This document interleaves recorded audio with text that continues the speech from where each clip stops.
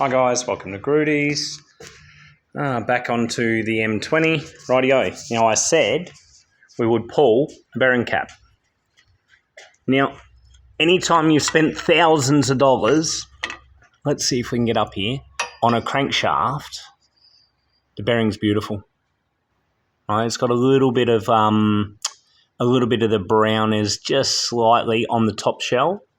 The crank's really, really nice still. Now I've taken 6 off because 6 is the furthest away from the oil pump and 5 and 6 are usually the ones that go. Right, lower shell, perfect. Couldn't ask for better. It's gone to the track. It's run up to racing conditions. It's been raced.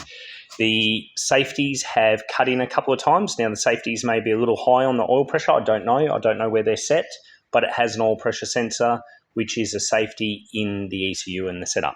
So very, very important to set up safeties on a race car, on a car that you are going to beat the daylights out of. And this is the reason why. Now, it's also very, very important that whether you want to do it or not, you should be checking bearings. If that oil pan's off, you check bearings. So what I have done with this one though, right, so we have oils. Now, yeah, it takes a few oils. What we have is we've dropped it from the 50 down to a 40. Now, I'm dropping it because it runs 80-pound oil pressure on idle on startup, right? So it's backing up pressure. It's not pushing past. So at the end of the day, the oil wedge in this engine is really, really good. That cushion, that oil cushion that we create with our oil pressure and our oil, so it can go down. So we'll try a 1040, which will be lighter, which will go through the engine quicker, which will also unlock a little bit of parasitic drag, and it should make a little bit better power. We're talking microns here. So we'll see how the oil pressure goes once this is in and it's been run up to operating temperature and where it sits at on idle and yada, yada, yada, yada, all that kind of stuff. So yeah.